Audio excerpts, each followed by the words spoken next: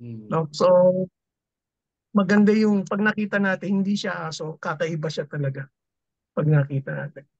Mahaba yung buntot niya, pero malago. Okay. So, yun. So, ganon. Ang ibig sabihin lang siguro dito, he gathered 300. It is not one day. Or actually, it is not Ah, a week. Di ba? yes. Basta he has Yes. gathered it 300 boxes. Di ba? Kasi pag gano'n natin, mag-iisip tayo 300 boxes. Pwede yon. Pero it's not for one day or one month. Di ba? Okay. Tapos Yeah. kinuha niya ang torches. Hindi, yung inano, tinali niya muna yung mga Oo. tails. Buntot. And turn Buntot. the Everywhere. boxes tail to tail. Di ba? Mm, Tail to tail. yes. And put one torch in the middle between two tails. So yung dalawa, pinagtali niya.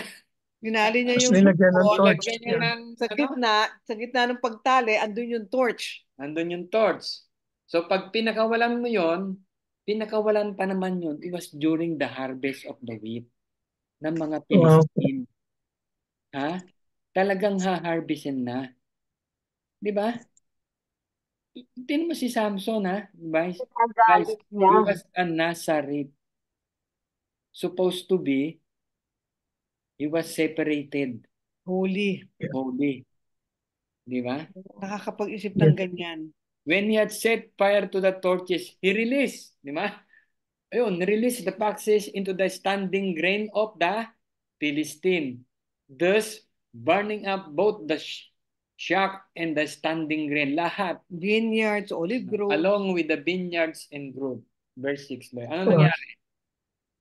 Ibang klase, no? Then the Philistines said, "Who did this?" And they said, "Samson, the son-in-law of the Timnite. Samson, the son-in-law of the Timnite, because he took his wife and gave her to his companion. Okay. So the Philistines came up and burned her and her father with fire. So, pinatay din pala. Pinatay yung kanyang dapat asawa at saka yung father niya. Kasi dun binuntun ng Philistines. Kasi alam nila, hindi nila kaya si Samson. Samson said to them, "Since you act like this, I will surely take revenge on you, but after that I will quit." He struck them ruthlessly with a great slaughter, and he went down and lived in the cleft of the rock of Etam. Okay, so ano sobrang ano na to, bloody na, no? 9. Then the Philistine went up and camped in Judah and spread out in Lehi. The men of Judah said, "Why have you come up against us?" So yung mga Philistine, pumunta sila sa mga Israelites dun sa Judah. Di ba? Bakit kayo pumunta dito? They said, "We have come up to bind Samson." Hinahanap namin si Samson. Gusto namin siyang mahuli. Alam naman nila wala doon. In order to do to him what he did to us. Di ba? Gagawin din namin yung ginawa sa kanya. Then 3,000 men of Judah, mga Israelites to hindi Pilistine went down to the cleft of the rock of Etam and said to Samson. So yung mga mismong kapwa niya, mga Hebrew, mga Israelites, sila yung pumunta doon kay Samson. Do you not know that the Philistines are rulers over us? Hindi mo ba alam? Sila yung ruler over us. Okay. What then is then that you have done What have you done to to us? us? Guys, tingnan nyo to Dito nyo nga makikita guys, na yung mga Philistine, they are not actually war-freak people. Di ba? Bakit ang pupunta doon yung mga guys? Bakit ang pupunta doon yung mga Israelites? Dapat mga Philistine ang sumugod doon kay di ba? You gets nyo? Di ba? Parang itong mga Israelites, di ba? Parang kumakampi pa sa Philistine eh. Did you get that? Yes. Di ba? So they are not really a warlord people. Hindi talaga. Di ba?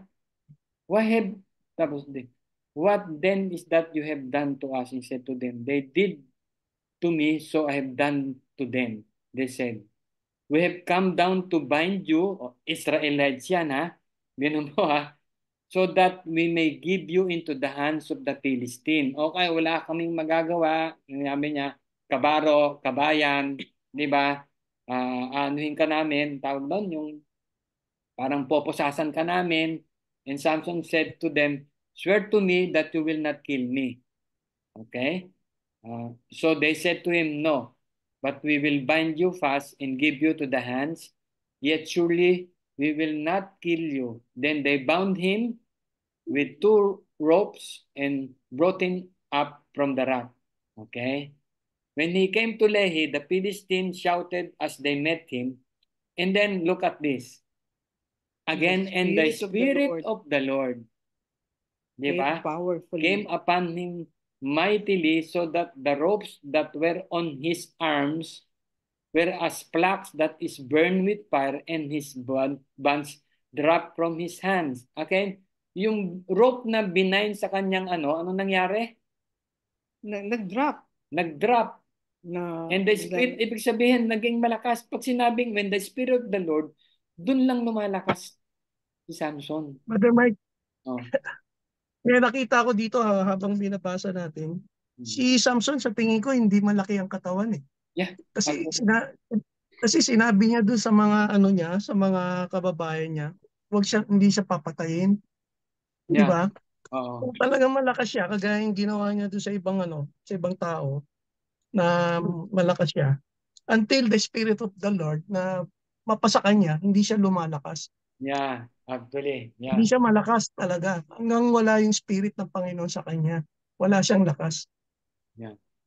Thank you, Joey. Parang gano'n, di ba? Paano yan? Okay, Then 15, we're going ahead. He found a fresh jawbone. Ngayon, nakakita siya ng ano ba yung donkey? Jawbone. Ano yung jawbone? Yung panga. Panga ng donkey. Yeah. Oh, so he reached out and took it and killed 1,000 men with it. Yeah, ang dami. Grabe. Guys, i-picture niyo nga, halimbawa, kung kayo yung ipipicture niyo physically si Samson, ano siya? Parang sino siya? Parang si Arnold Schwarzenegger? Yes. Nyo, kasi kung pumatay siya, ang dami. 30, ito, 1,000 men. Di ba? Di ba yung nakikita natin sa mga pelikula, sa mga comics, sa mga... Di ba? He was picture na muscle man. Di ba? Talagang malaking katawan, Schwarzenegger. Di ba? Kasi para pumatay ka ng 1,000 men. Di ba? Okay. Yes. Hang on to my question. Okay, when the jawbone of a donkey heaps upon heaps, with the jawbone of a donkey, I have killed 1,000 men. Grabe ha. When I finished speaking, he threw the jawbone from his hand, and he named that place Ramat Lehi. Then he became very thirsty. Now, yan. Ibig sabihin yan, Pagod na. Yeah. napagod na siya. Okay. 14. 14 na ba tayo? 14 na ba tayo? O 15 na yata. 15 na, di ba? Ba't ang nangyayari dito? 18? 15 na lang. 15, 18. O, sandali lang. 18 na po. 18. Sandali lang, guys. Medyo na ano. So, ang ibig sabihin nun, when the Spirit of the Lord, di ba, napatay na niya, and then, parang nawala, napagod na rin siya. Di ba? Yes. He got thirsty. At saka take note, jawbone of a donkey yan. Di ba asa nasa right, bawal sa kanya anything carcass na mga okay. namatay na. Okay. So, strike 2, guys. Strike 2. You have given this great deliverance by the hand of your servant, and now shall I die of thirst and fall into the hands of uncircumcised? But the God split the hollow place that is in Lehi, so that the water came out of him. So hindi pa siya pinatay man. When he drank, his strength returned and he revived. Therefore he named it Edhokre, which is Lehi to this day. So he judged Israel 20 years in the days of the Philistine. 16. Ano ko lang dito, di ba? Dito nakita natin yung mabang si Samson, di ba? With the jawbone. Pinagmamalaki niya na naka ano siya ng 1,000 men, di ba? Pero dahil sa yabang niyang yan, si God naman binigyan siya ng parang yung thirst, yung sobrang thirst na halos mamatay na siya. Hinambol siya roon. And God has to step in to give him that to give him water, di ba? Ayun. Amen. Oh, last, this is 16. Diba? Finally. At least we know the story of Samson. Hindi lang yung nababasa natin sa sa mga books. Malalim pala to guys, 16. So now Samson went to Gaza. Okay, yan yung pinakita ni Loy sa inyo. Yang Gazang iyan is the same Gaza na ngayon na magulo. Ha? Na hanggang ngayon ay magulo. Tapos nakakita siya ng harlot. Talagang si Samson, mahilig talaga siya.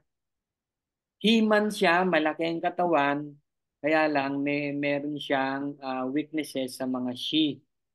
And went into her. When it was told to Gazite saying, Samson has come here. Territory ng Philistine tong Gaza. Diba? Hanggang ngayon, ito yung pinag-aawayan. They surrounded the place and lay in wait for him all night at the gates of the city. So nandun so nasa isang place sila, siguro nasa inn. Natin sa motel, 'di ba?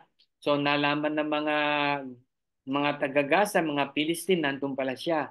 So they wait for him all night at the gate of the city, and they kept silent all night, saying, "Let us wait until the morning light, then we will kill him."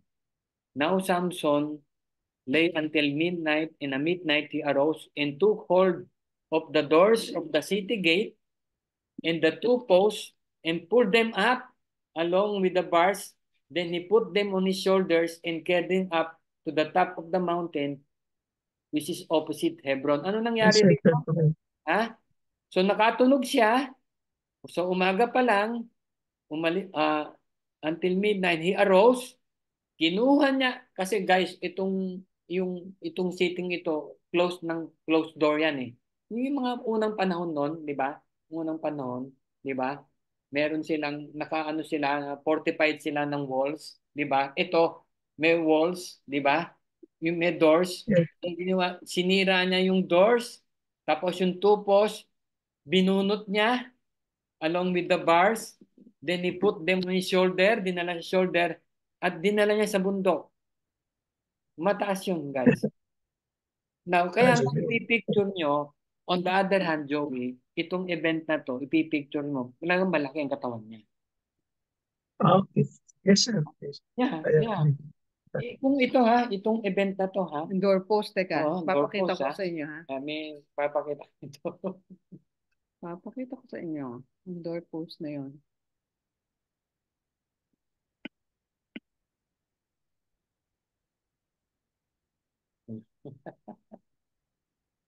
Yan. Ang laki. Kasi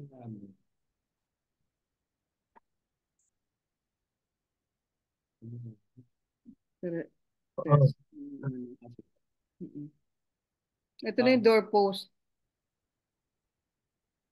Yan. Yan yung doorpost, ha? Pero yan actually is, yan. Siyempre, pag nagbuhat ka ng ganyan doorpost, ibig sabihin, your body is strong. Ha? It's really strong. Kaya nga pinipicture ng mga mga artists, muscle yan, 'di ba? Pero nung pinanganak pa lang yan, nung during the hindi dinescribe sa atin kung talagang gaano kalaki yan. Unlike during yung kay David and Goliath, talagang dinescribe yung height ni Goliath. Malaki talaga. Philistinians yun, di ba? Malaki yun eh. Yes. Mga Philistinians yun eh. So ito, artist lang to ha, artist. Artist sketch lang to. Mataas yung bundok, binuhat niya. Di ba? Pero isipin nyo, bakit? Anong sense itong verse na to? Anong meaning sa inyo, di ba? Anong sense bakit, na bakit niya kailangan ipakita na kaya-kaya niya, mabigat yan eh. Di ba? Bakit kailangan niya? Nasa harlot in siya. Diba? So parang, di ba parang ang yabang, di ba? Sa akin, parang ang yabang niya. Sino-show off niya itong kanyang strength before the Jews by carrying yung Philistines gate na 40 miles to the Jewish city of Hebron, di ba? So, ito nakikita natin yung sobrang yaman for his own personal gratification. Ito lang yung nakita ko kay Samson. Ayun, sandali ha. Saka sir, parang nakikita natin, lagi siyang mag-isa. Yan. Wala Ayan, siyang kakampi. ayan natin mamaya yan. Hindi nga, Joey, kakabaris nung sinabi kong una kanina, ang difference ng mga judges during na napag-aralan natin, si Samson, Yes, wala oh. siyang army. Wala sa, Yeah. Swallow gang. Solo gang siya. The rest meron. Long, Si John Lone Ranger. 300, si Jethra, mga notorious, di ba? Siya, Yeah. ano siya? One man, gang. One man. One gang man show. gang. One man Against show. the Philistine. Ha? Okay. Okay, eto na. Pumasok na si yung kilala natin lahat. Iba pa. Ito si Fourth, Delilah. After this, it came about that he loved a woman in the valley of Sorek, whose name was Delilah. The lords of the Philistines came up to her and said to her, entice him and see what his great strength lies and how we may overthrow him, that we may bind him to afflict him. Then he will eat, and then we will each give you 1,100 pieces of silver. Okay, ito muna. Guys, anong nangyari? Nakita niya sino? Delilah. Ano si Delilah? Ano siya? Philistine o ano? Palestine. Palestinian. Palestinian siya. Pero marangal na babae o hindi? Hindi. Okay. Tingnan nyo guys, tingnan nyo kapag yung sinabi ni Joey. Ano ba ang itsura ni Samson? Kasi sabi dito, the lords of the Philistine. Ibig sabihin ng the lords of the Philistine, yung king mismo. Ibig sabihin, yung ginagawa ni Samson, naka-catch ng attention yung king mismo.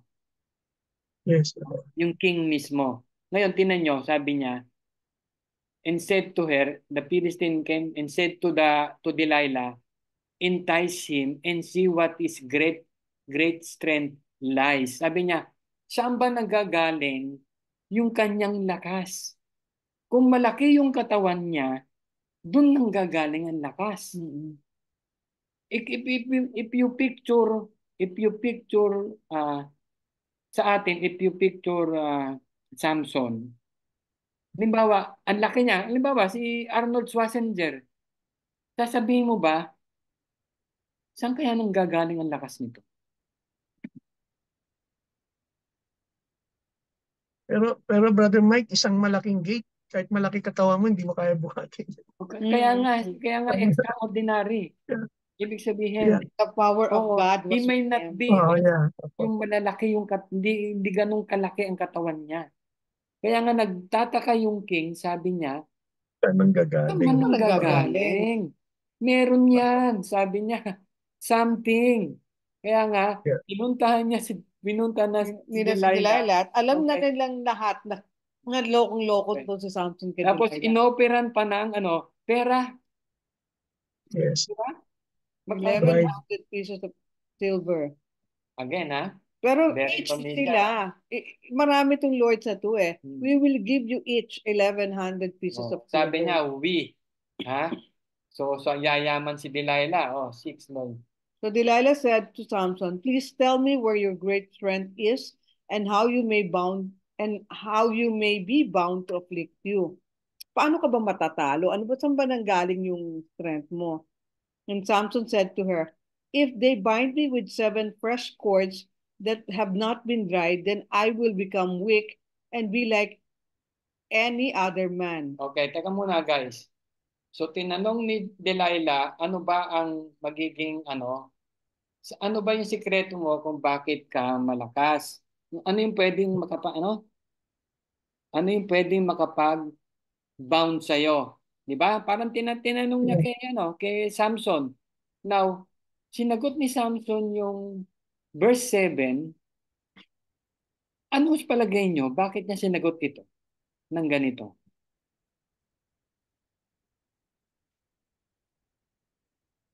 Ano, bakit ganito ang sagot niya? I- ano ang tingin niya kay Delilah? B.O. He loved Delilah, Hmm. sabi, di ba? Pero bakit niya sinabi yan? Is Samson, ano, sabihin, ah, ah, smart ba siya o is a fool? Isa full, di ba? Isa full. Ha? Okay, tuloy natin, di ba? Then the lords of the Philistine brought up her 7 fresh cord has not been dried. Na, ibig sabihin fresh. Then she bound him with them. Now she had men lying in wait in inner room, and she said to him, the Philistines are upon you, Samson, but he snapped the cord as a string of tow snaps it when touches fire. So ibig sabihin, binigyan ng mga lalaki si Delilah. Okay, ito yung cord. Fresh pa yan, di ba? Ibig sabihin, matibay yan pag fresh. Tapos, wala yung mga lalaki sa room, ha? Wala pa, ha? Wala pa, ha? Parang sinabi lang ni Delilah, gising, Samson, Philistine are upon you. So ano, na-snap, naputol, di ba? So his strength was not discovered, di ba? Ibig sabihin, guys, anong ginagawa ni Samson kay Delilah? Binobola niya rin. Pinaglalaroan niya. Na hindi naman full si Samson eh. Kasi uulitin na naman niya uli eh. Loy, sa verse 10, uulitin niya. And Delilah said to Samson, behold, you have deceived me and told me lies. Now please tell me how you may be bound. And he said to her, if they bind me tightly with new ropes which have not been used, then I will become weak and be like any other man. So Delilah took new ropes and bound him with them and said to him, the Philistines are upon you, Samson, for the men were lying in wait in the inner room, but he snapped the ropes from his arms like thread. Okay, pangalawa na yan guys. Hmm. Pangalawa na yan. Sa palagay nyo ba, hindi alam ni Samson yung nangyayari? Hindi niya alam na yung mga Pilistino nasa labas. Andoon, oh. Hindi niya alam. Hindi rin niya alam yung binayaran si Delilah. Guys, ha? Hmm. Ito yung scene na nasa loob sila, dalawa lang sila. Ha? So, walang kaalam-alam si Samson sa nangyayari. Pero ito, para tanungin ni Delilah kung saan ba nanggagaling, parang hindi ka ba magdududa? Yes. Ha? Okay, Lloyd, tuloy mo. Then Delilah said to Samson, up to now you have deceived me and told me lies. Tell me how you may be bound. And he said to her, if you weave the 7 locks of my hair with the web and fasten it with the pin, then I will become weak and be like any other man. So while he slept, Delilah took the 7 locks of his hair and wove them into web. And she fastened it with a pin and said to the Philistines, the Philistines are upon you, Samson. But he awoke from his sleep and pulled out the pin of the loom and the web. Okay. Pangatlo na. Di ba? Pangatlo ng sinabi. Pero teka muna guys. Do you think Samson knows na yung strength niya is naandun It's a sa hair? Oo, di ba? Very near Yung niya. ano, Andun na siya sa hair eh. Oo. Do you think alam niya?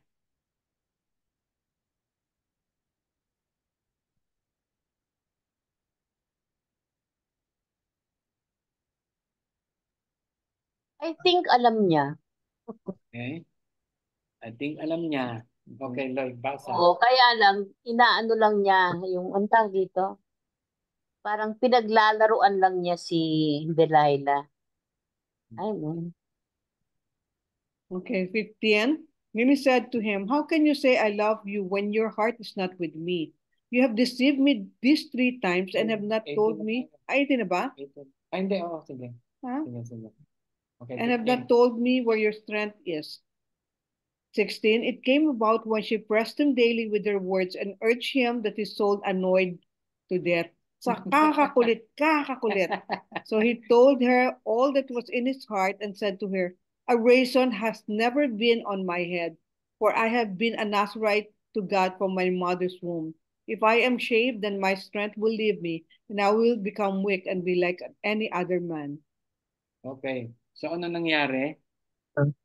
Bakit Sinabi bumigay niya yung si totoo, ano? ano? Bakit bumigay si Samson. Samson? Sobrang naging. He's a fool. Hindi. Ano yung kanyang ano? Ano nangyari kay Samson? Nakulitan kay Delilah na. Nakulitan. He Kay was Delilah. he pressed him daily, 'di ba? Araw-araw with their words and argue him in his soul. Kasi nga alam niyo yung mga ganyang ano tao. Alam niyo very obvious na si Delilah eh. Kung ikaw si Samson, very obvious na So, hindi siya matalino. bakit mo tinatanong sa akin kung ano-ano ko? Nga. Palestinian yan eh. Yeah. Palestinian yan. 'Di ba? So it's very obvious. 'Di ba? And yet si Samson bumigay din. 'Di ba? Yeah. Because of sin. Yeah. Dahil nagkakasala na siya. And then a razor has never come to my head, for I have been a Nazarite to God from my mother's womb. If I am shaved, mawawala na. I will become weak. 18. When Delilah saw that he had told her all that was in his heart. Ngayon, ibig sabihin, pagkatapos ng 1, 2, 3, siyempre si Delilah medyo nagsisinungaling pa to. Pero itong number 4, si sense na yung sinabi niya, it's really on the heart. Kasi kakaiba. Di ba Yeah. kakaiba? Yung sabihin mong yung strength mo ay galing sa hair. Yeah. Di ba? Hindi na naman niya sinabi, ay kasi nagwe-weights ako. Member ako ng gym. Di ba? Nag-gym ako, nagbubuhat ako. Hindi ako kumakain ng ng karne. Ha? Puro puro whey protein. Di ba? Alam niyo, maaga akong matulog. Di ba? Wala akong stress. Dapat yun na sinabi niya pero hindi. Protein. Naramdaman ni Delilah that he is telling the truth. Kasi kakaiba yung sinabi niya. And called the Lord of the Philistines saying, come up once. Tama. Diba? Nagmamadali pa. Bilis. For he has told me all that is in his heart. Diba? Then the lords of the Philistines came up to her and binigay na kaagad yung money in their Yeah. hand. No, di ba? Binigay na kaagad eh. She made him sleep on her knees and called for a man. He had him shave off the 7 locks of his hair. Then she began to afflict him, and his strength left him. She said, thus the Philistines are upon you, Samson. And he awoke from his sleep and said, I will go out as the other times and shake myself free. But he did not know that the Lord has departed from him. Yes. Amen. Then the Philistine seized him and gouged out his eyes. And then, ito yung the sad part. Di ba? So, wala na yung strength niya. Kasi ano ba yung strength niya? Bakit nawala yung strength niya? Ito yung the last of the 3 conditions of the Nazarite. The last remaining. Di ba? 3 yon. Wine. Di ba? Ano yung isa? Yung mag-aano ka ng he violated the wine. Then he violated yung paghawak sa mga yung mga Patay. dead. Di ba? And then this time, ito na lang the last na to na hair, this time the Lord departed from him. Kasi that was the last of the symbol ni God dun sa vow mo sa Kanya. Yung Amen. faithfulness mo nawala sa akin. That's why I departed from you. Nagets nyo? It Yes. is not because of the hair. It is Yeah. because you have made a vow to me and then you now naging unfaithful ka. All the three that I have said to you na kailangan mo to be a Nazarite forever until death. Until death. Amen. Wala na. Whoever, okay? So tapos, ang ano pa niyan, he guards his eyes. Kinuha yung Bakit? Bakit eyes, guys? Ha? Yun ang sin niya. Di ba? The lust of the flesh, the last of the the lust flesh. of the eyes. Pag nakakita ng Pag babae, nakakita, di ba? bagsak. Gets nyo? So si Lord din nag-alis nun, Brother Mike, no? At Si saka Lord yung din. ano, it's Oo. one way of God telling us that we are all blinded by sins. Yes. Samson was blinded by sin. And then they brought him down to Gaza. Okay. And bound him with bronze. Hindi na ano ha, hindi na yung sinabi niya, hindi na yung mga gano'n na bronze chains. And he was a grinder in prison. Siya yung nag-grind ngayon ng mga ano, ng mga wine, yung mga ano, alam niyo yon yung mill na ang dapat gumagawa noon ay hayop, yung mga tawag nito. It's either the donkey, Donkey. 'di ba? Donkey. Or Yeah. yung sa iba, yung may ibang country, elephant, siya mismo yung nag-grind noon. 'Di ba? So he was really humiliated sa nangyari sa kanya. 22. However, the hair of his head began to grow again after it was shaved off. Okay. Question. Bakit yung writer sinabi rito yung hair of his head began to grow again? Umahaba na naman yung buhok. Umahaba na naman yung buhok. It's been a long time, ano? Ibig sabihin, matagal din siyang naging ano, gano'n, ano? Di ba? Yeah. Began to grow again after it was shaved off. Shaved off. Ano yun? Parang ano, bumabalik yung pag-anasa rin niya. Parang tumutubo Maybe. ulit yung buhok. Maybe. Kasi bago ka bumalik sa ano, may another thing. Once na wala na yung Nazareth vow mo, wala na yun. Okay? Nung bang nagkasala si Samson, yung ganon, yung faith ba niya nawala?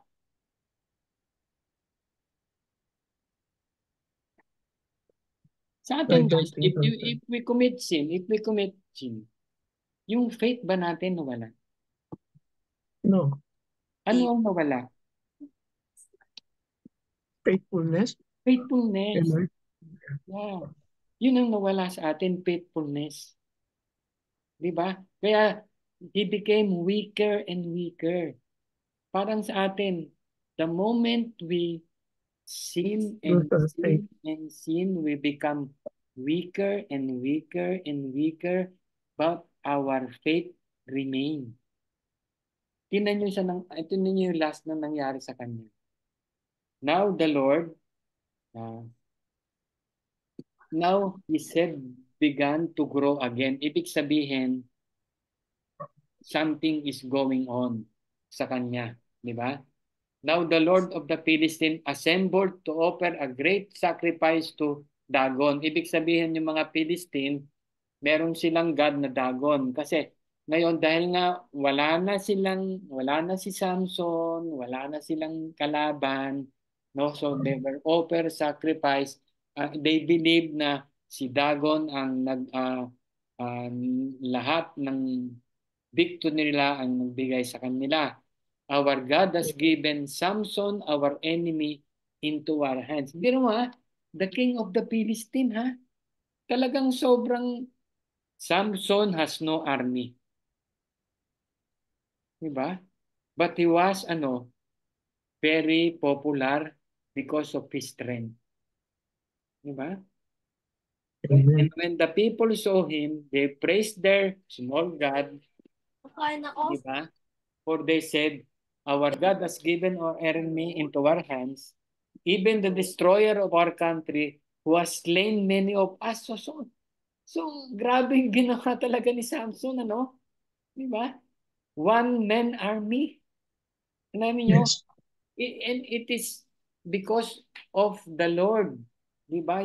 Ginawa ng Lord yon to stir up the Palestine. Di ba? Kasi nga, they are very peaceful people na yung mga, ulitin ko, na yung mga Israelites na parang uh, wala na sa kanila yung sinabi ni God that you have to take them out of the promised land. They are not Jews, kailangan mawala sila. Di ba? So iyon, it so happened when they were in high spirit, then they said, call Samson, tawagin Samson that they may amuse us. Paglalaroan nila. So they called Samson from the prison and he entertained them. I don't know kung anong entertain. Basta siguro, bulag, di ba? Hindi makakita, kapanang kapa, yung mga tao, di ba? Uh, ito yung taong ito na dati na pumapatay, ito na siya ngayon, bulag, kumakapa. And they made him stand between the pillars. Then Samson said to the boy who was holding his hand, so hawak-hawak pala, let me feel the pillars on which the house rests, that I may lean against them. Now the house was full, daming tao raw. All the lords of the Philistine, andun lahat yung mga kabinete ng kings, di ba? Mga kanyang prime minister, yung mga army niya, and about 3,000 men and women were on the roof, looking on while Samson was amusing. Talagang pinagtatawanan siya.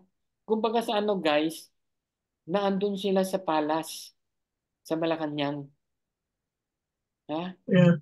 Opo. Pinapunta ron sa harap, nandun lahat ng mga dignitaries, cabinet secretaries, and everything. Ito yung taong ito. Ito yung pumapatay sa atin. Di ba? Look now. He's blind. Di ba? Then Samson called to the Lord and said, O Lord God, please remember me and please strengthen me just this time. So guys? Nawala ba yung faith ni Samson? Hindi. No? Hindi nawala. Just like us. Ang nawawala yung faithfulness natin. Amen. Yeah? And please strengthen me just this time, O God, that I may at once be avenged of the Philistine for my two eyes. Samson grabs the two middle pillars on which the house rested and braced himself against them, the one with his right hand and the other with his left. And Samson said, let me die with the Philistine. And he bent with all his might so that, bumalik ba yung kanyang strength? Yes. Yeah. Bumalik? Yes. Di ba? Yes, yes. Yes. And then bumalik and then he was killed. Yes. So the dead whom he killed at his death were more than those who killed in his life. Mas marami. Mas marami siyang, Oh. during his kamatayan, kesa nung malakas pa siya na... So why do you think God allowed Samson to die here?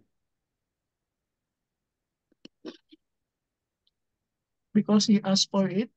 Sinabi niya eh.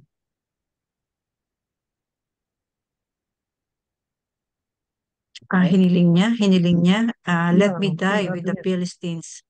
Ayan, let me die with the Philistine, di ba? With the Philistines, yes, yes, yes.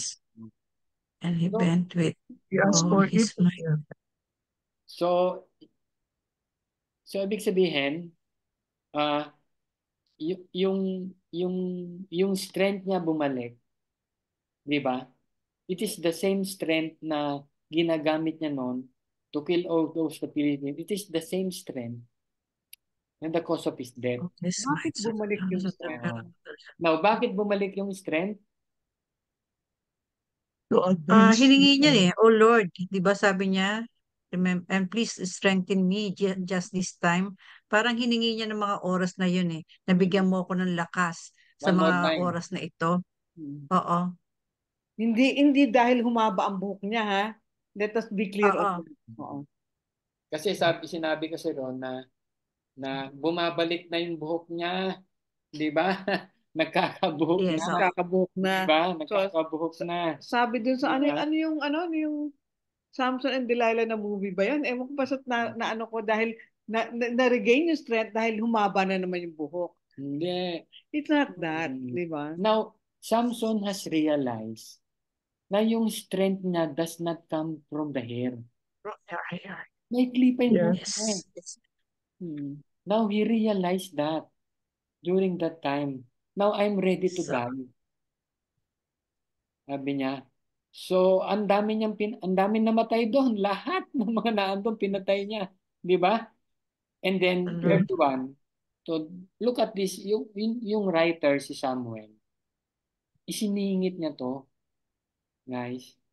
Sabi ng mga Bible scholar, isiningit lang nito. Then his brothers and all his father's household came Came down, down, took him. Took him, brought him up, brought and him buried him up, between Saul and buried him between registry. Sora and Estaol in the tomb of Manoah his father. Thou he has judged Israel 20 for years. 20 years. Diba? Yun naman ang magaling dun sa... Kasi he brought shame din sa family eh. Mm-mm. He brought shame to the family. Ang layo niya sa pamilya nga. Wala. Guys, tinan nyo, it's really the family. Diba? Wala naman tayong tatakbuhan. Diba? The family na alam niya itong anak niya na has brought pumupunta sa mga harlots. Yung sakit ng ulo nung, di ba guys? Yung sakit ng ulo nung ginawa niya sa yung may family name. Yeah. Pero and yet, the writer inserted this. Di ba?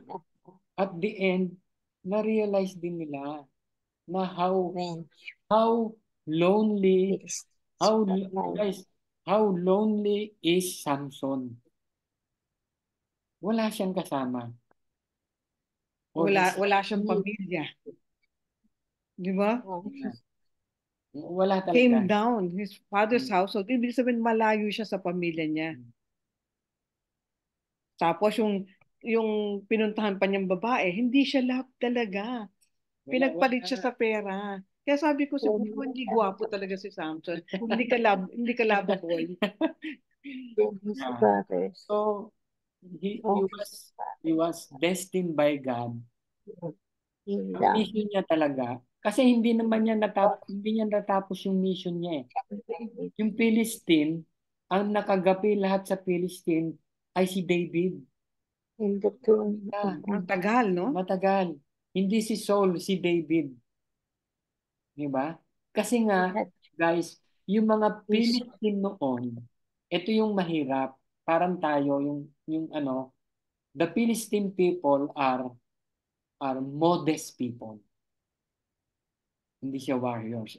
Mahirap mas gusto nyong kasama yan kesa sa mga Amorites. Kasi yung mga Amorites ni Jephthah at saka yung mga Anumites, talagang mga warlords yun. Pinahihirapan sila. Again, I repeat, wala kayong naririnig dito sa 13, 14, 15, 16, and the Israelites cried out to the Lord. Wala. Because the Philistine, they are good people. Cultured people. Kaya lang, yung God nila, they have different God. Kaya hindi po pwede. Ha? So ang mission ni is to stir up War yung against. war. Snowball. Yeah. Na. Kasi kung hindi, the whole Israelites, di ba, mai-entice ng Philistine. Di ba? Gets nyo, guys? Yes. Kita nyo kung bakit ganon yung takbo ng story ni Samson. Di ba? That's why when the Lord said, and the Spirit of the Lord came to pinatay. Di ba? Allow ni Lord yon. Di ba? Inalaw niya lahat yon. Di ba? Even dun yung kay Delilah, inalaw din niya yun. Di ba? So, ang whole point dito, guys, yung strength natin hindi nanggaling dun sa symbol. Hindi sa hair. Di ba? Come from the Lord. Hindi sa cross. Hindi sa Bible. Kung itong mismong Bible lang itself, walang strength yan. If you will not study. Di ba? Yung cross, kaya nga sinabi ko sa inyo, very common during that time ang cross eh. Di ba? Minsan nga, ginagawa nating yung cross, di ba? The cross itself has no power. Natatandaan nyo ba yung kay Moses, yung nag-disobey yung Israelites, tapos pinagpapatay yung maraming ahas? Do you remember that? Yes. Diba? Yung maraming Yes. ahas na ganon. So gumawa ng symbol si Moses, yung parang pole na may parang ahas na ganon. May ahas. Oh. Kung sino Anyone man who looks ang up. looks up to this, kahit siya ay i-bite ng Ng ahas, hindi ng mamamatay. hindi mamamatay. That is a one-time event. Mm-mm. Hindi mo na pwedeng gamitin yun sa iba pa. Di ba? Kasi Pero Brother Mike, oh, sinunog yun ni King Hezekiah. kaya nga eh. Di ba? Kasi Oh, nagbabawl na sila ron. nagbabaw na sila ron eh. Yes. Just like tayo, ngayon, look at the cross. Di ba? Parang pinanglalaban mo pa sa Satan. Eh, that's not the point of the cross. It is what yung ginawa dun sa cross. Di ba? Amen. Yung symbol dyan, the strength does not come from the hair. Mm-mm. It comes always from the Lord. Ito na naman yung natin. Yung mga biographies dito sa Old Testament, hindi ito written for our instruction. Di ba? Or for our imitation. Sorry, hindi ito written for our imitation. Pero, they were written for our instruction. Di ba? So, kailangan, dito nakita ko si Samson, wake up call si Samson sa atin eh. We have to be alert, we have to be awake na to the ways of the enemies kasi minsan tayo hindi natin na iisip o nakakalimutan natin may kalaban tayo na dinodraw away tayo from the Lord. Di ba? So kailangan hindi tayo this is a call against compromises. Ang daming compromises ni Samson dito at saka worldliness. Di ba? Napaka-worldly ni Samson dito. Di ba?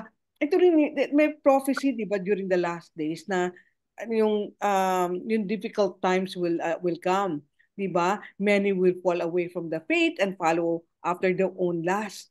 Gaya na nangyari kay Samson, 'di ba? On the last days magiging ganun din ang mga Kristiyano, 'di ba? There will come a time when people will no longer put up with sound teaching. 'Di ba? Hindi na naniniwala sa Bible. 'Di ba? So sinasabi nga natin na si Paul ini-exhort niya tayo to run the race with endurance by fixing our eyes on the Lord Jesus. So, kailangan remain true tayo sa mga salita niya. If others will turn away and upon his return others will turn away, let us go forward, di ba? Until we hear the words of God na well done, good and faithful servant. Diba? Because sino bang sineserve nating King of Kings? Huwag natin kakalimutan yun. Mag-victorious tayo. Do not turn away from the faith. Ayun. So, yon guys. Ang sa akin, yung pinaka-crucial sa akin yan, yung last part. Nung si Samson ay, yung si Samson has, yung faith niya, guys, uulit-ulitin, Yes. yung faith niya hindi nawala. Mm. Yes. We will fall. Guys, sino ang hindi magfo-fall? We still make wrong choices. Di ba? We stumble sa mga tao. Di ba? Na-stumble tayo. And then, ang nangyayari, nagiging ano tayo, we become our faithfulness to the Lord. Bumabagsak. Di ba? Look at Samson. Di ba yung mga ginawa niya? Yung faith niya hindi nawala. Di ba? Alam nyo guys, yung difference ng faith at saka faithfulness malaki eh. Mm-mm. Yung faith, wala kang ginagawa, it's in your mind. Yung knowledge mo about faith, it only naging ano yan, active when there is a work. Sabi ni James, faith without work is dead. Dead. Diba? It's dead. No? So kailangan guys, we have to work in ating faith. Diba? We have to be faithful with God. Diba? Kaya nung wala yung ni-razor na yung kanyang Kanyang hair buhok. na pagkahaba-haba, nakatirintas pala yung guys eh. Oo, nakatirintas. Nakatirintas Ang ng daling ilan? ikat. Oo. Apat na Ang daming natirintas ikat. na Tapos ganon. ang daming Oo. eraser. Oo. Now, the Lord left him. Hindi ibig sabihin na wala yung salvation niya. Kasi sa Hebrews, doon sa chapter 11, Pinabayaan siya. nandun yung kanyang pangalan eh. The Brother man of Mike, faith, di ba? may question ako. Si Lord Jesus ba nasa right? Nasa rin din? Kasi mahaba ang buhok niya. Ay, sabi nila nasa rin, no. Isa pang nasa rin dyan, ang nasa rin talaga si John the Baptist. John the Baptist. Yeah, Natandaan John the nyo yung mga Baptist. kinakain lang niya, Mm-mm. di ba? Mm-mm. Mga, Yeah, locust, no? Mga yan locust. si John the John the Baptist. Baptist. No. Sa ata si Samuel din eh. Mm-mm. Di ba? Yan yung pag-aralan natin, di ba? Merong question na tinotro si Rubes, di ba? About vow. Yan yung vow Vow ng yan. mga Nazarene. Yan yung vow ng mga Legal. Nazarene. Legit yan, Yan, legit. legit na. Dahil nasa vow Leviticus yan. Oo. But only because of the race. Yung kung hindi lahat, hindi pag lahat yung vow na yon. Yung ano naman kasi, At Yung- during that time lang, yung pinag-aralan natin, si Jephthah ba yun? Si Jephthah. Yeah. Yeah. He make a vow to the Lord kasi he was about to make a war dun sa mga Amorites. Mm-mm. He was overwhelmed dun sa kanyang mga kalaban. Parang sinabi niya, nawalan siya ng faith kay God. Parang sabi niya, I will make a vow na pag ganito, whoever na lumabas dun sa door, yun ang yung Yun ang offering yung ko. offering. Di ba? Ay, Yun, grabe. nalaman mo yun? Di ba? Anak niya yung lumabas. Sa akin, parang he make that vow because He wants to be assured. He wants to be assured. He wants to be assured na Yeah. mananalo Parang hindi pa sila. rin siya kay sure Hindi pa siya kay Lord. ganun ka kay Oo. trust kay God niya. Oo. Mm-mm. Now, yung mga vow ng mga Nazarite, yung ganyan, it's not forever. Mm-mm. Halimbawa, ikaw, Joey, halimbawa, ikaw, Robes, doon during that time, kung gusto mo maging Nazarite, pwede. Mm-mm. On any age, yung na meron ka nakakaintindi ka na. Pwedeng 1 month, Yeah. tapos nun, tapos na. You shave your pwede Okay ka nang na. kumain, okay na. Pwedeng meron nga nun, mga 10 days lang, ganon. Di ba? Pero this time, different kay Samson.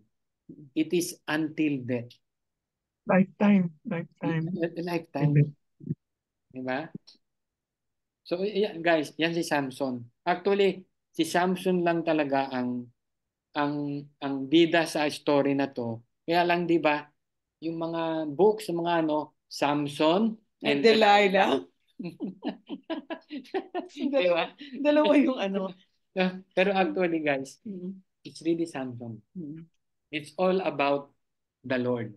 At saka So how he deal with may Samson. isa pa ako niya dito, yung parang ina-underestimate natin yung sinfulness natin, di ba? Samson shows yung danger ng underestimating sinfulness. Siguro sabi niya, ay, kaya ko namang hindi, things are under control. Kaya ko to, di ba? But his desire for love, romance, and sex led him directly, di ba? Yun ang kanyang Waterloo eh. Di ba yun nagpabagsak sa kanya. Ah, great conqueror sana siya, pero he never allowed God to properly conquer him. Parang tayo, di ba? Ang love life natin na masusunod lang. Pag na-in love tayo sa ganito, sa ganyan, okay lang. Di ba? Yung bang, kaya ko to i-control. Anytime pwede kong i-end to. You are playing with fire. Ha? Yeah. Si Samson, kita mo, alam niya ang Waterloo niya, Philistines, di ba? Lapit siya ng lapit sa temptation. Lapit siya ng lapit. Punta siya ng punta sa Philistine. Alam niya yung kanyang last of the eyes, yun ang kanyang kahinaan. Pero ganun pa rin at ganun dun siya nagpo-fall. Di ba? At saka eto rin makikita natin, danger of being a loner. So, everything that he did it alone. Di ba? Uh, he judged Israel for 20 years. Hindi siya nag-sought or nag-ask ng help sa parents niya, kahit kanino, di ba? Hindi siya nag-ask ng help. So, parang, di ba yung pag-alone ka, may loneliness, yan eh. Kaya, kung ang ginagawa niya, inaano niya yung attention niya sa mga babae nga, na mga, isa pang Waterloo niya, di ba? Yung mga babae. So, siya yung picture ng wasted na ang dami niyang potential pero he could have been one of the greatest men of God in the Old Testament but he wasted his potential. Diba? Tapos, ano pa ba? Yun lang yung naano ko dito kay Samson eh, di ba? Like, mga, Ito no? may back up lang tayo sa chapter 14. Chapter 14, Wag sandali ha? yung NIV, parang wala yung pinaka-main talk sa NIV. Yung NASB to. James NASB to. 14? Oo, 14. Ano gusto mo? Sige. Yan o. Okay. Hindi. Saan? Anong verse, Mike?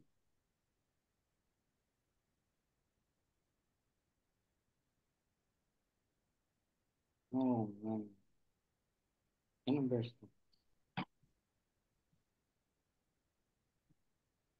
Three. Ito.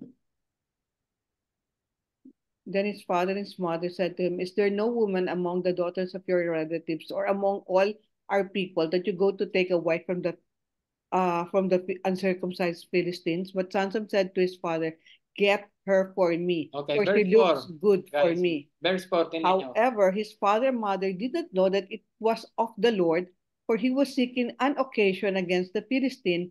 Now at that time, the Philistines were ruling over Israel. Guys, yan yung sinasabi ko sa inyo. Yan po yung sinasabi ko po sa inyo. Na yung Philistine, di ba? Sabi dito sa verse 4, di ba? Meron siya nakitang Philistinian na babae, no? Di ba? Did God allow that? Sabi sa verse 4, however, his father and mother did not know that it was the Lord. For he was seeking an occasion against the Philistine. Dito nagsisimula na yung napag-aaway na yung Philistine tsaka sa mga Israelites. Kasi nga, they were very comfortable to one another. Yun yung ayaw ng Lord. Kasi, yung sabihin, magiging ano na ang mga Israelites pag naging Palestinian ang kanilang mga kaibigan, di ba? Ang sabi ng Lord, hindi pwede yan. Kailangan i-wipe out nyo lahat ang mga yan, di ba? Kaya nga, the Lord is making an occasion dito do sa babae. Although it was a girl na nakilala niya, pero Palestinian. Pero ang linaw ka rito sa verse 4, the Lord, for he was seeking an occasion against the Philistine. Nagbibigay siya ng parang okasyon. Ito yung okasyon. Kasi God has Ng paraan. ng paraan para makapasok si Samson dito sa mga Philistinians. Ay, hindi. Diba? Hindi pala Ayun ito lang ang gusto kong i-point out. Hindi ko pala na-share yan. Hindi pala naka-screen share. Sorry Ay, ah. hindi ba? Hindi, sorry. Hindi natin Ulitin natin. Hindi, okay Ulitin lang. natin. Narinig ko Narinig naman niyo nila. ba? Sorry, akala ko naka-screen share. Hindi pala. Ay, picture muna tayo. Umalis na pala si Yankee. Picture. Picture muna tayo. Open your ano.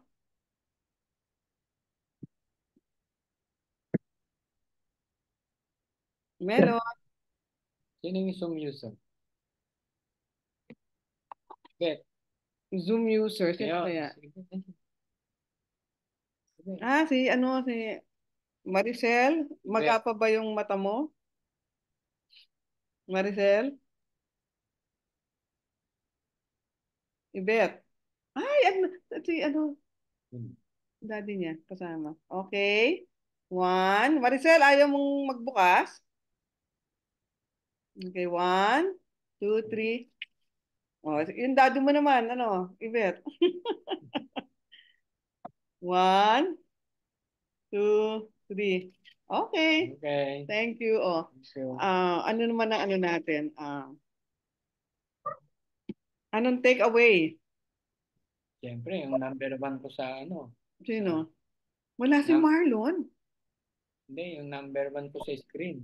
Sino? Si Claro. Oh, Okay, si si Claro. Claro.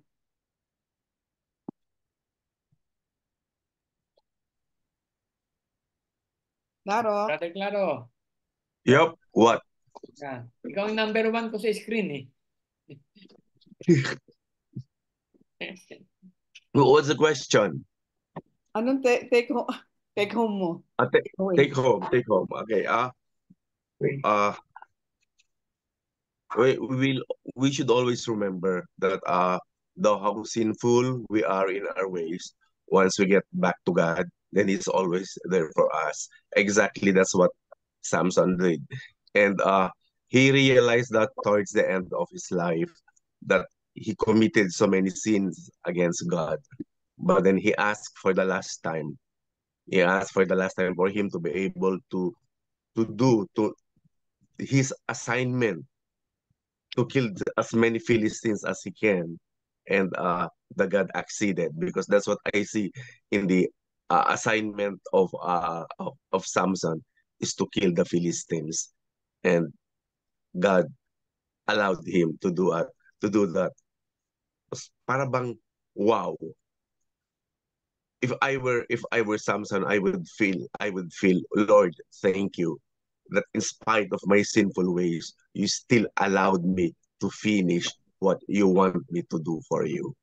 That is going back to God and realizing your sin and asking for forgiveness. That's my take home, that we have an ever forgiving God. And we should also remember, nabanggit na kanina, that we should not be just dependent on our capabilities, because remember what Jesus said in John 15 verse 3, you can do nothing without me. Amen. Very strong word. Thank you. Thank you. Joey. Yeah, for me, it's not how you start, but how you finish the race. Hindi yung isa ka ng malakas, tapos I think Samson did not finish well dito sa life niya. Mel. Because of the consequences of sin. Yun doon, takot na takot din ako. Once na nagkasala ka, andun yung palo eh. Yung palo ni Lord. No? Yun ang masakit doon eh. Pag hindi ka pa rin natuto, papaluin ka ng papaluin niya. Hanggang sa matuto tayo. Kaya, diba sabi nga niya doon sa Proverbs 3, diba? Kung anak ka niya, papaluin ka niya. Kaya yun, sa akin, importante, finishing strong. Kailangan natin yun. Di bali tayo mag-start ng mahina, basta pagdating ng araw, you will finish strong. Kagaya ni Samson, he did not finish well in a sense na nabulag siya because of the consequences of his sin, di ba? Nabulag siya eh. Kaya nga sabi niya, gusto niyang gumante dahil doon sa dalawang mata niya, di ba? Kung babasahin natin, teka. Dali, basahin ko din sa Judges. Okay, sabi niya rito, One last time. anong sabi niya? Judges,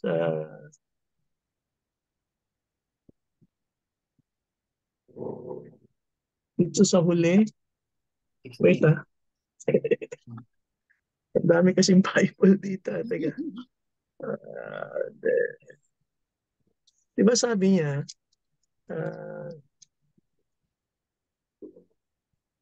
"Oh Lord God, remember me, I pray, strengthen me." Diba?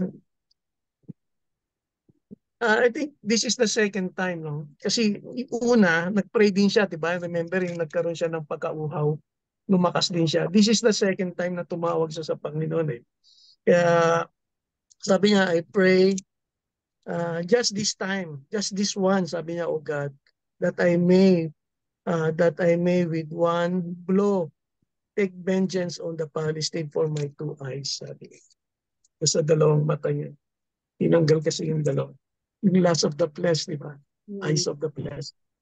So, yung consequences ng sins natin. Kaya nakakatakot kung ano yung kahinaan mo, yun din ang iaano sa inyo, Lord. Eh. Yeah.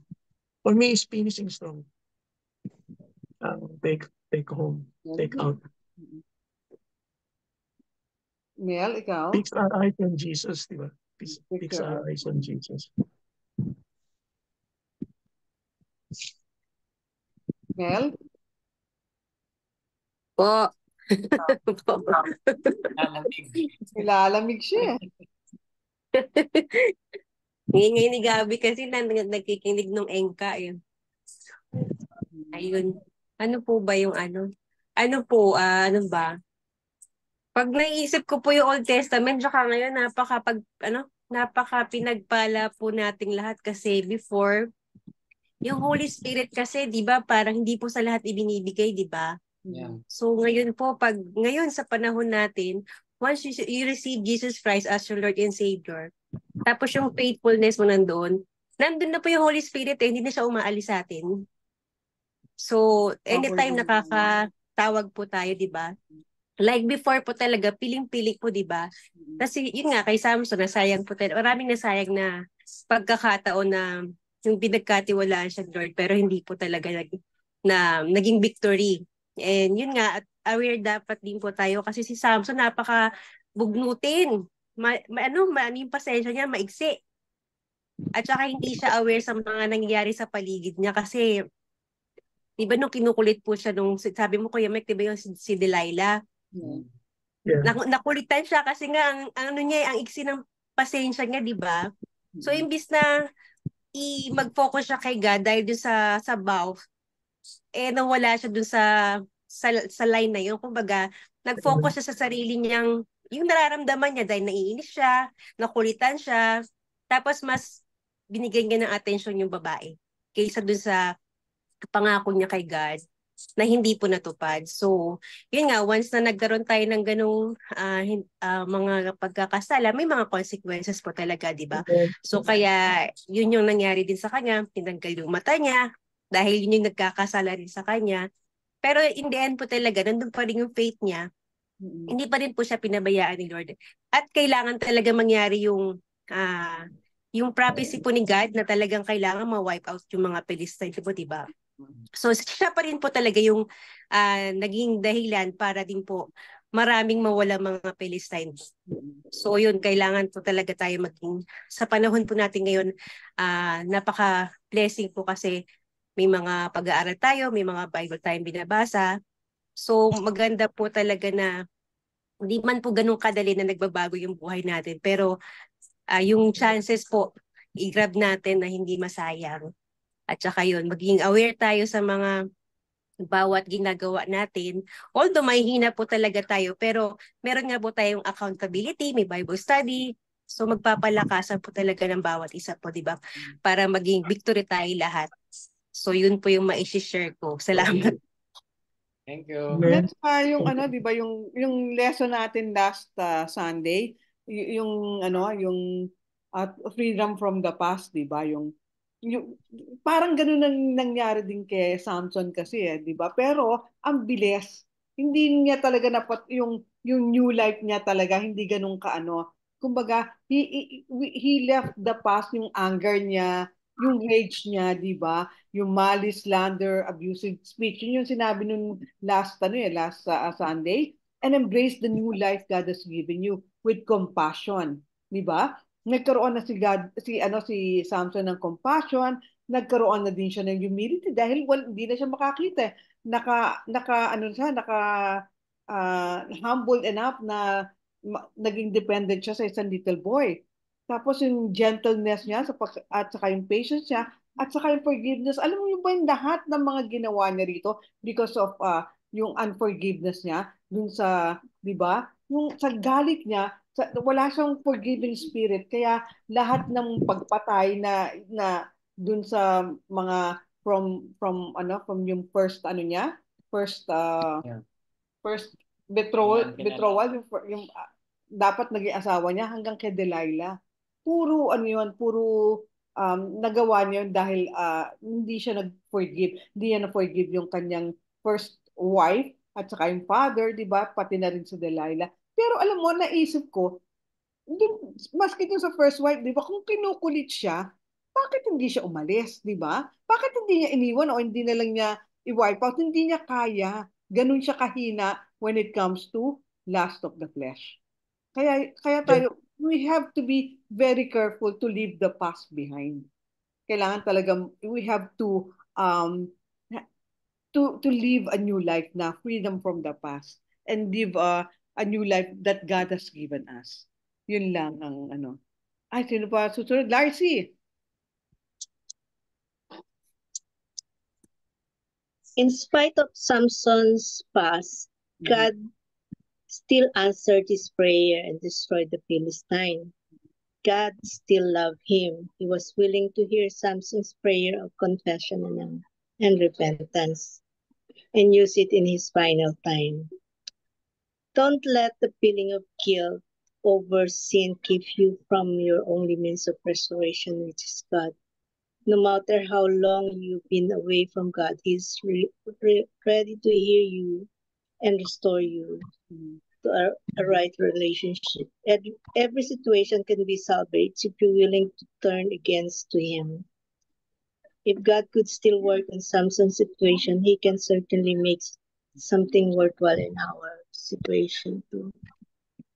Yun lang po. Yun lang ang talagang ang pinaka yung repentance, nando na yung humility. At the end of his life, kasi noon niya na-realize na he really needs God. Just like in the previous accident that happened to him, yung na-thirst siya, talagang humingi siya ng tulong sa Diyos. But the very last talaga, parang sinabi na niya na, ito na yung last, which is din naman kasi nawalan din siya ng buhay. Siguro at the end talagang pinatawad din siya ni God. Thank you po. Thank you. Bless. God bless.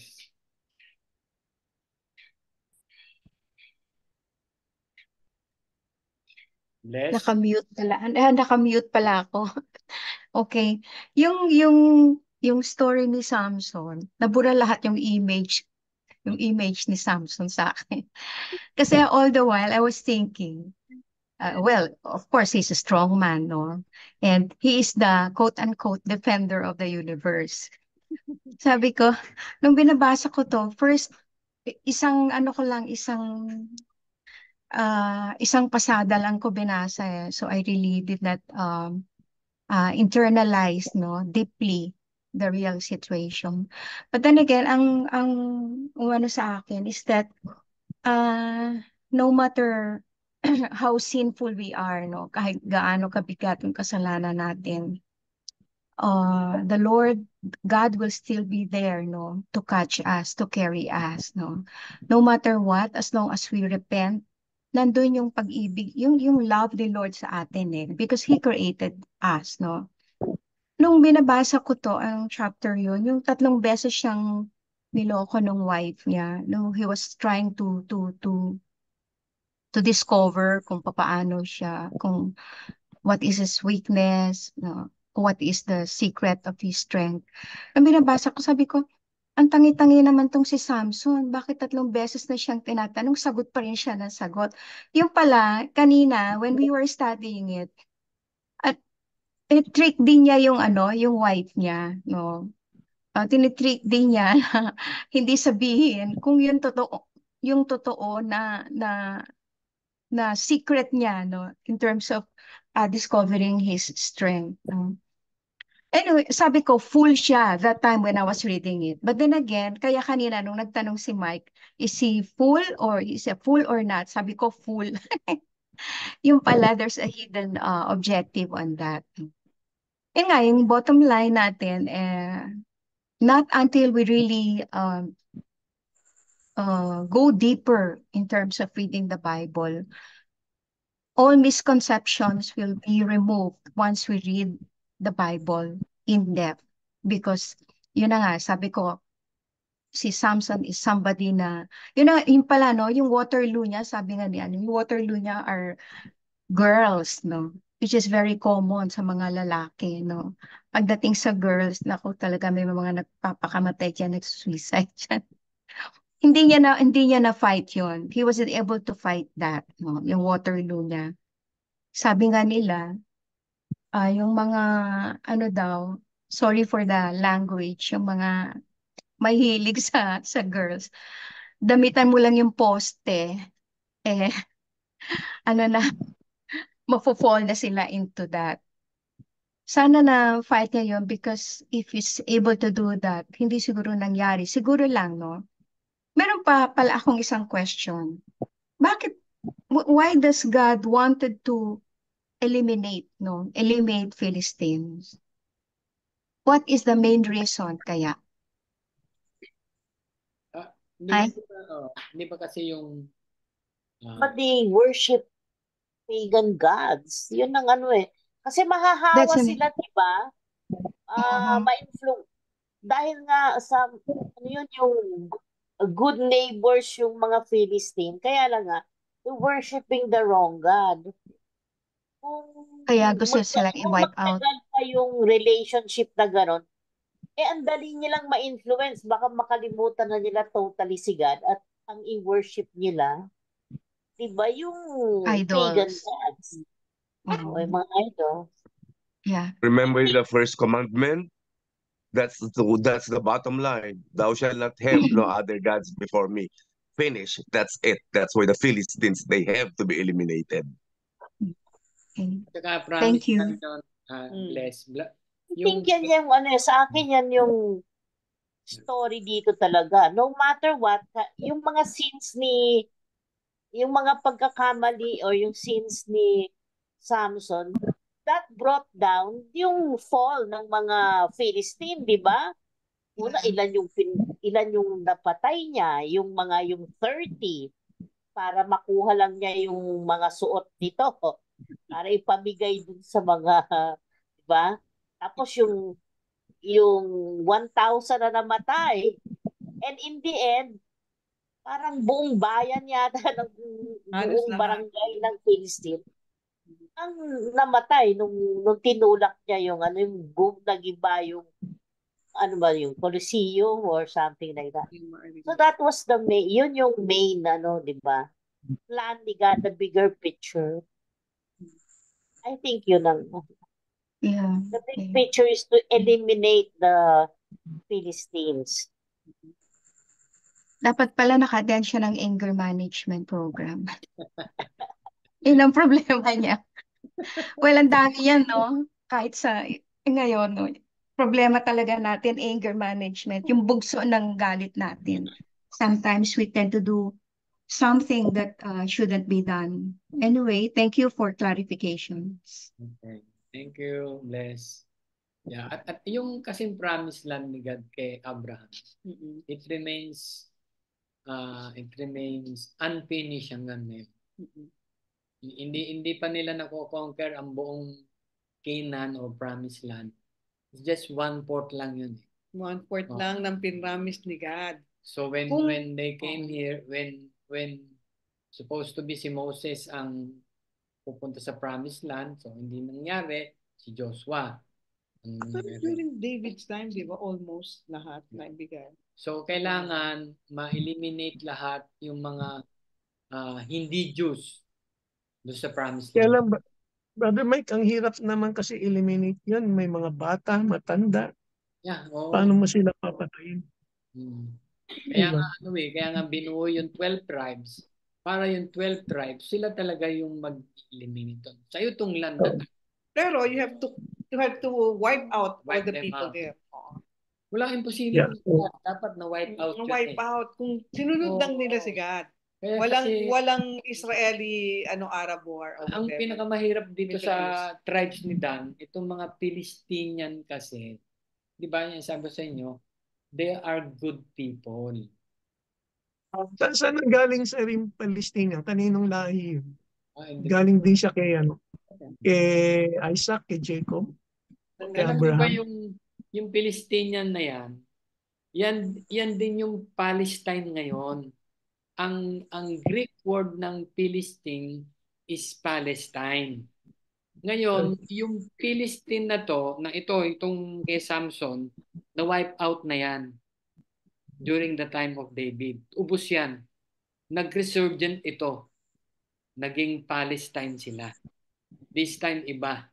Mahabang istorya yan. Pero it's the same Gaza. Tandaan nyo yung kung nanonood kayo ng ano ngayon, di ba? Ang Gaza ay ang namubuhay diyan mga Palestinians. Oo. Kaya history yan. Kaya tinan nyo ang ganda kasi Old Testament may Gaza. Di ba? Hindi nababago. So hanggang ngayon ang gulo pa rin. Di ba? Super gulo. Kasi nga That's the way to ganun pala, you have to eliminate. Yeah, oo. Kaya create a new nation. Hindi nga Ano ba yun? Hindi natupad. Brother Mike, ng mga Israelites. Kasi nga nung pagpunta nila ron, ang naging ano nila yung awa.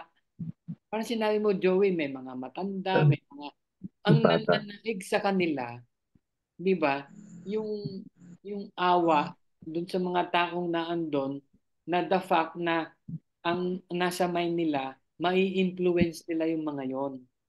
The other way around ang nangyari. Sila ang mga na-influence. Supposed to be influence nila. 'Di ba? So dapat walang gulo eh. Brother Mike, yung nasa Bethlehem ba ngayon? Mga Palestinian, tama po ba? Mga Palestinian. Sa Bethlehem. Mababait sila kasi yung tourist guide namin doon, yung babae, bait-bait eh. Saka naniniwala sila kay Lord. Yung ano na yon, yung tourist guide na babae. Okay. Tama po ba yun? Sa mga tiga Bethlehem doon? Kasi boundary yan eh. May mga Palestinian. Ano na yan? Mix na yung mga Palestinian yan. Hindi na yung puro. Mga parang Palestinian Jew. May mga ganun na. Mixed marriage sila. Okay. Okay, sino pa? Melot, ikaw. Ikaw ang susunod pala.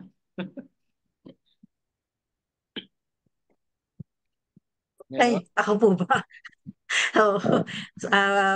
Pwede po, ayan. Siguro po yung sa akin, ano lang po, yung bali, be careful to whom you share your secret. Kasi, di ba, yung sikreto ni Samson sinabi niya Kaya yun ang ginawang, di ba, yun ang naging, dahilan yung naging kahinaan. Di ba, parang, kaya dapat sa mga kaibigan natin, wag tayong nagsasabi ng kung ano-ano Kasi minsan yun ang binabalik sa atin yung mga Di ba?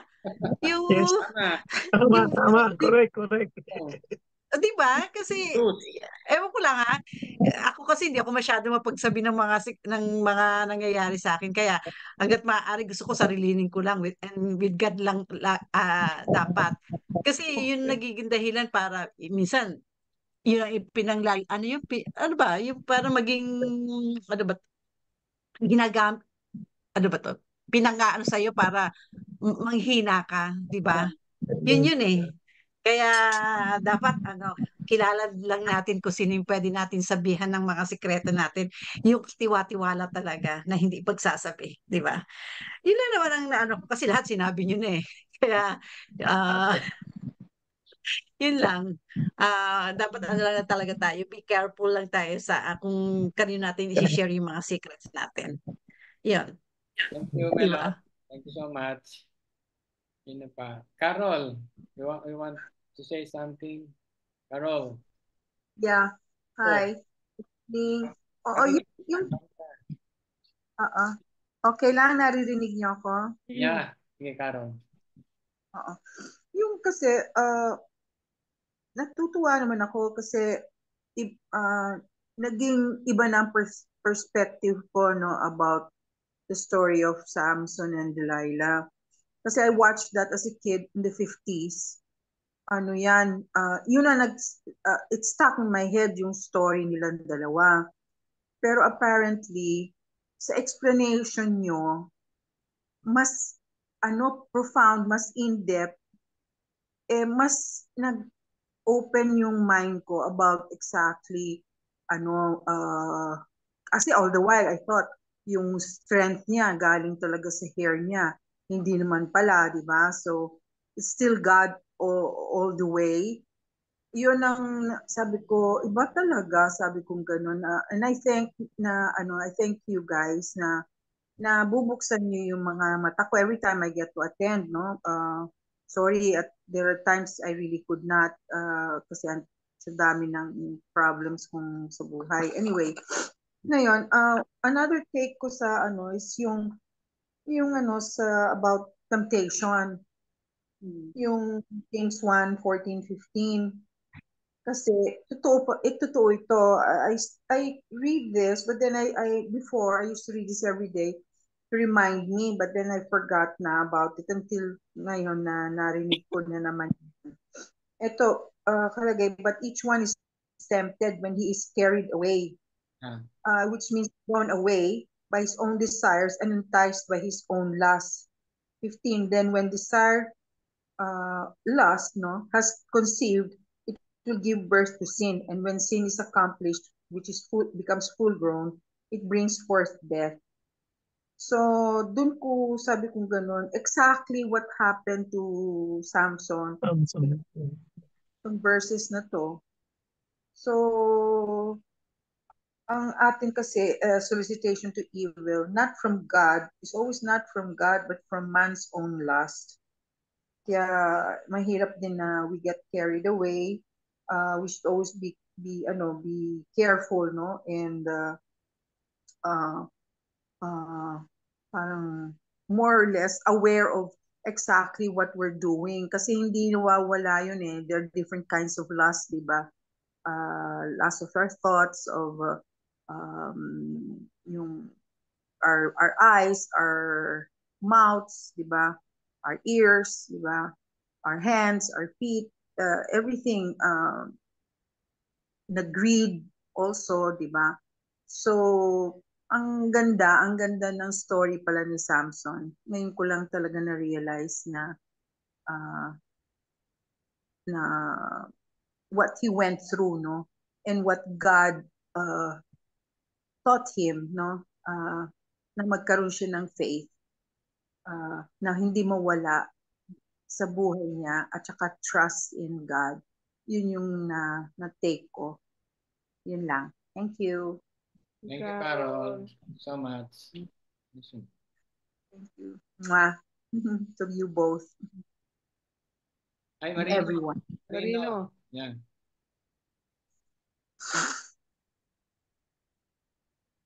Wala rin siya. Wala na. Personal. Marino. Marino? Wala. Oh, Yan. Brother Mike, Ma'am Lo. Ah. Napakaganda kasi na yung napakinggan ko sa isa na nagbigay ng takeaway na kapag damitan mo daw yung poste, lalaki ay minsan talaga naman totoo yan. Kasi yan ang kahinaan ng lalaki, weekend. Ang weakness ay yung babae.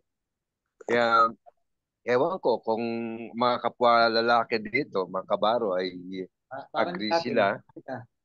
Kasi po mga top leaders din, ganun din po. At mga strong leaders, minsan sa babae sila humihina.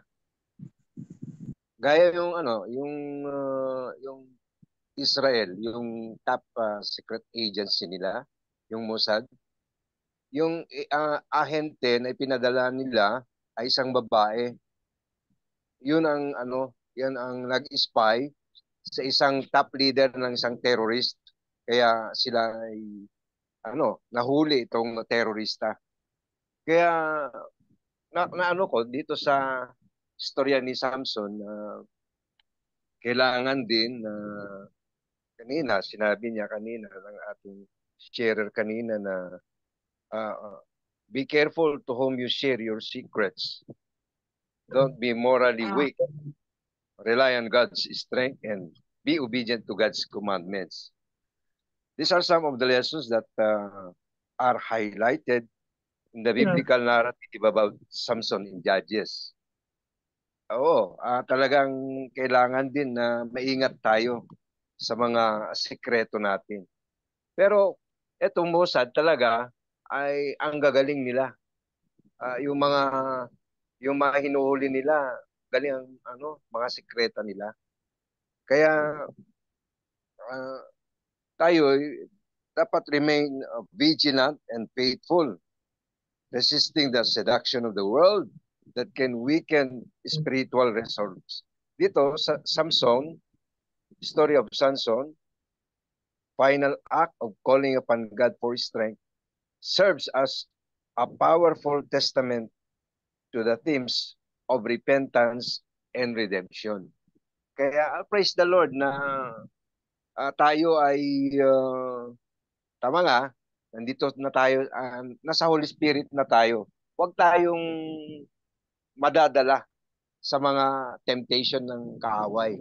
Kaya yung kanina, yung madamitan mong poste ay minsan nandiyan naman si Holy Spirit na nagbibigay ng natin. Siya ang leader natin, siya ang magli-lead, mag-guide kung dapat ba o hindi na tayo ay mahumaling sa isang napakaganda. Although may asawa na tayo, kailangan going straight na.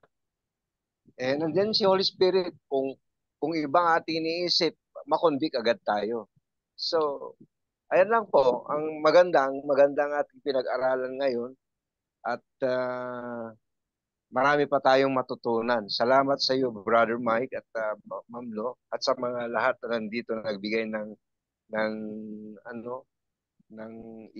takeaway site. At marami rin akong natutunan sa inyo. Kaya nga nung in-invite ako ni Teacher Yankee na mag-attend dito, very interested ako kasi iba kasi yung mga yung mga ibang Zoom o video call na sinasalihan ko. Iba rin dito. Yung sabi ni Brother Mike na sa isang chapter, lahat na verses ay matatapos. Pero sa mga iba, Hindi, iba-iba ang iba-ibang mga verses. Pero dito, ibang-iba talaga. So, ayan po. At salamat na nakapag rin ako dito. Kasi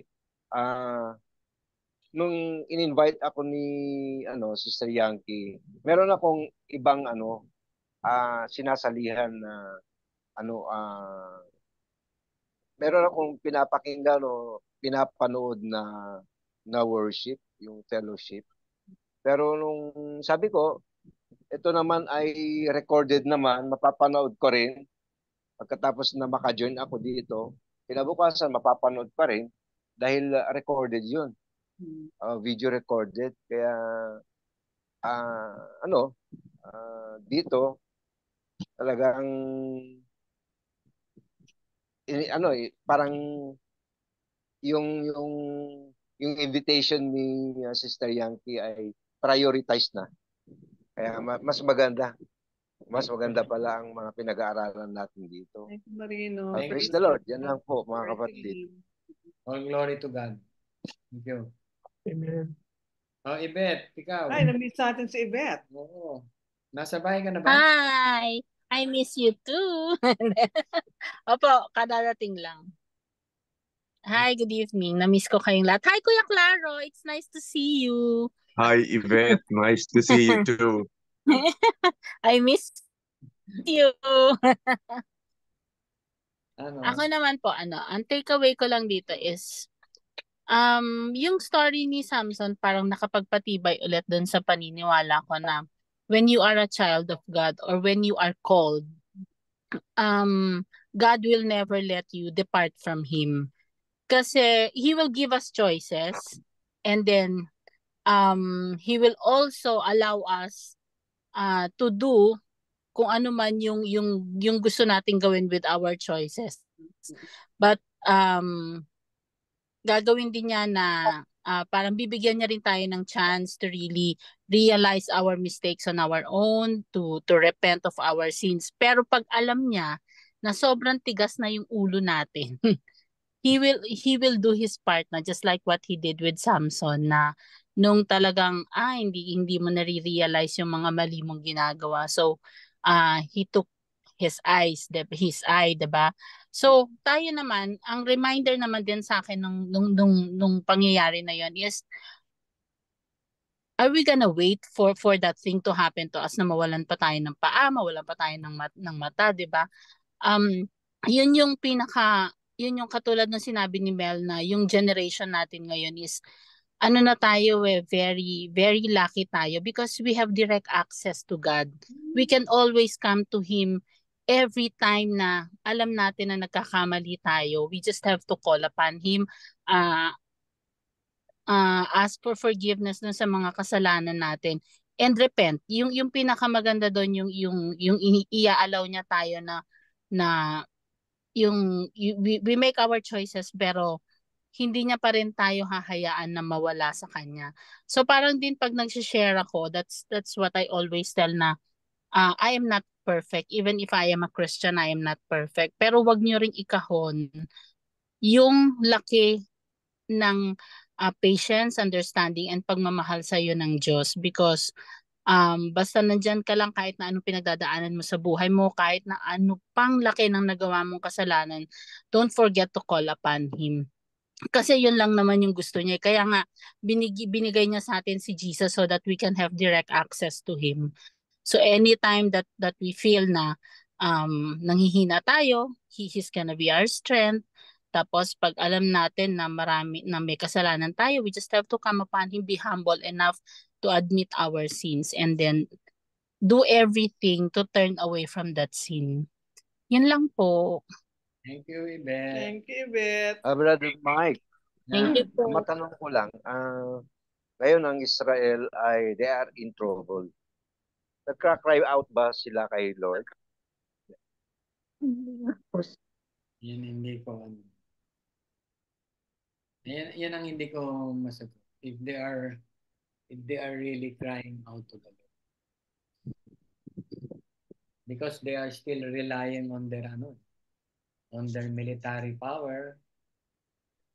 Pero may nakikita ko nagpe-pray sila, mga Christians, mga ganun. Pero ewan ko lang yung mga leaders. Dapat tingnan yung mga leaders.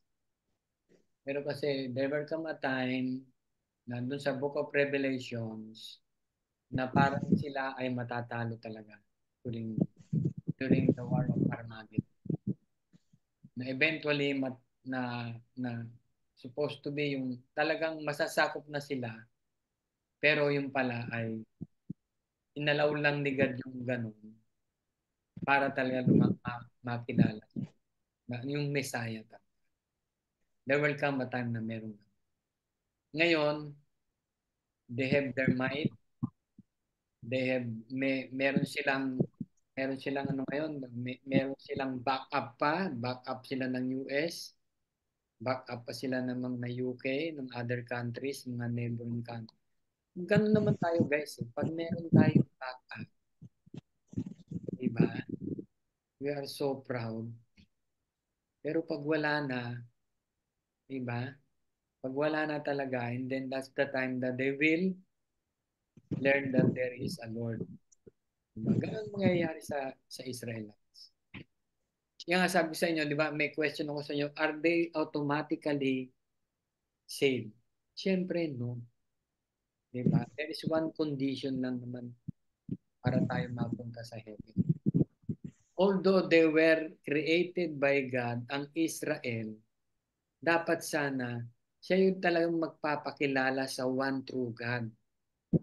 Kasi hindi po pwede yung individual, dapat may isang bansa. That's why there is an Israel. Kinreate niya through Abraham. Di ba?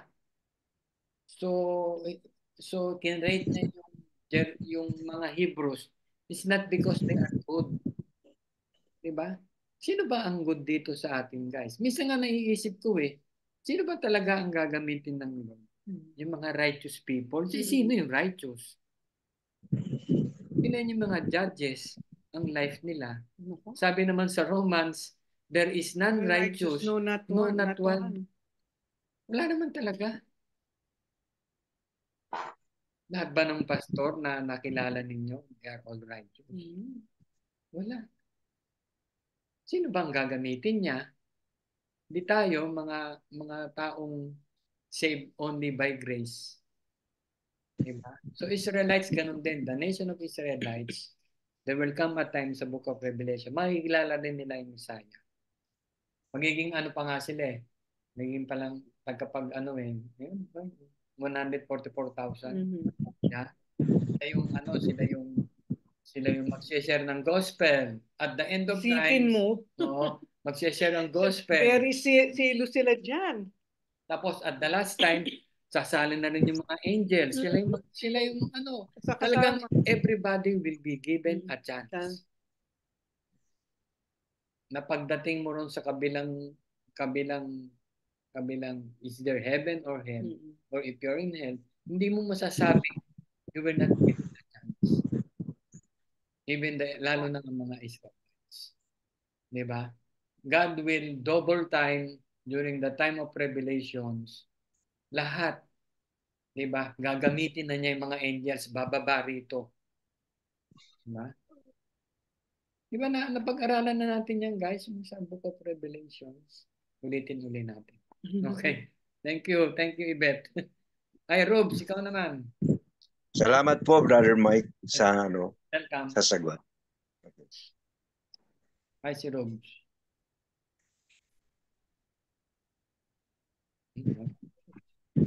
Hello, Robs. Hello po. Ayan. And sa akin po yung lesson po na nakuha ko dito is yung we should be parang humble with all the blessings na binibigay din po sa atin ni God. Yung mga blessings na the more we are blessed, the more we should be humble, the more we should kumbaga seek God's presence po despite of lahat ng meron tayo sa buhay natin. Kasi minsan pagka yung mga taong sobrang blessed, pagka dumating doon sa point na they are so full of themselves, they tend to forget na these things the powers and abilities, lahat na meron sa kanila, it did not came from them, but it's from the Lord.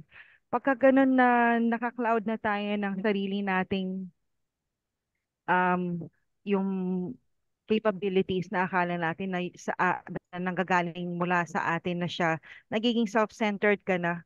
Tapos nakakalimutan mo na magpasalamat, magkaroon ng pasensya sa mga tao na kapaligid sa iyo, and you tend to be arrogant, you tend to be proud, and you tend to parang have less na consideration to others because you think na favored ka ni God.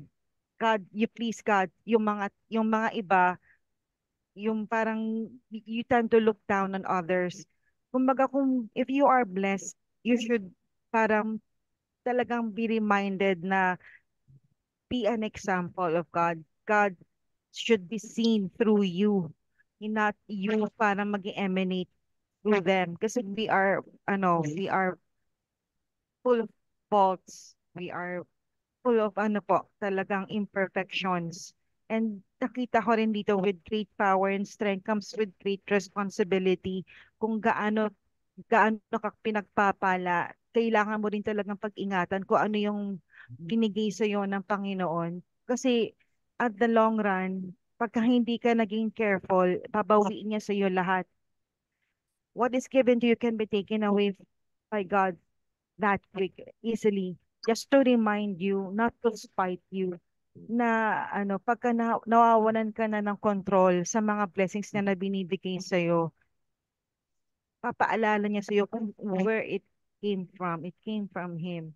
But it's not really because na siya sa'yo, kumbaga, He did not love you, but to humble you down, to call you back to Him, to embrace Him. Kasi pag sobra na tayong malakas, sobra na tayong nakakalakad, nakakatakbo, we tend to be proud of ourselves na kaya na natin, hindi na natin kailangan yung iba. But God needs us to be reminded na embrace Him pa rin. Call to Him pa rin. Kasi parang magulang, pagka yung mga anak na sobra ng successful sa buhay, tapos hindi na sila napapansin, hindi na sila babalikan, di ba parang iisipin din, sana nayayakap pa rin ako ng mga anak ko, sana tinatawag pa rin nila ako. Dahil hindi na natin sila napapansin, dahil sobrang na tayong capable sa buhay. Siguro yun din yung nararamdaman ni God. And kumbaga it pains Him na nagiging masyado na tayong arrogant, masyado na tayong parang self-centered. Yun yung sa akin na nakikita ko na paraan din ni God to call us back to Him. And to be reminded na andyan siya. And to discipline us. Kasi kung hindi tayo didisiplinahin ni God, alam ko may ibang dahilan yun eh. Mas masakit yun pag hindi tayo nadisiplina.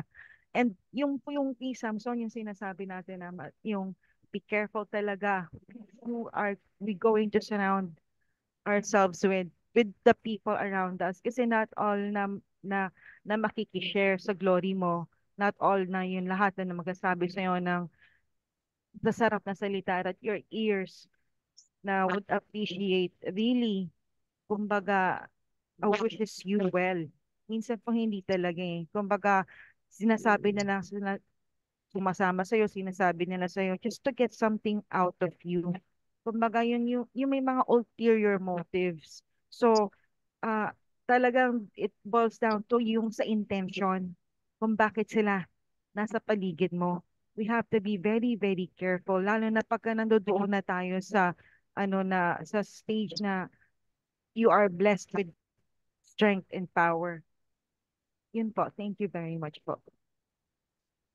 Thank you, Rubes. Ceci. Tessie.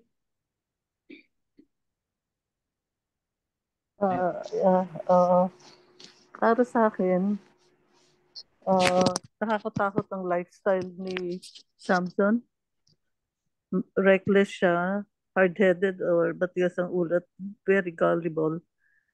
Sinuway niya lahat ng pinagbawal ni God sa kanya. So, bandang huli, he reaped what he sowed. Si Samson, like all of us na believers at children ni God, hindi ba sinabi ni God, we are ambassadors of God?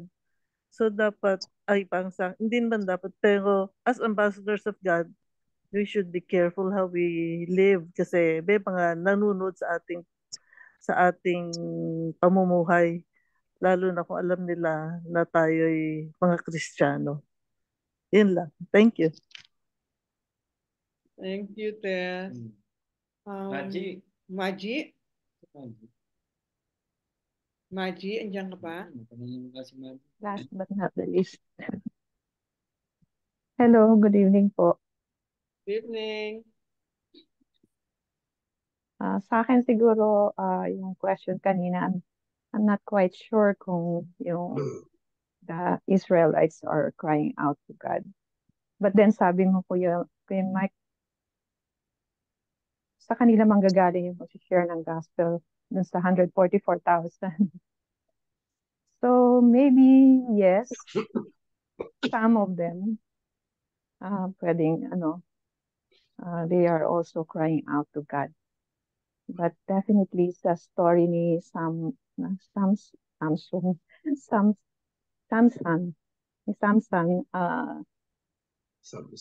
despite humiliated siya, despite naging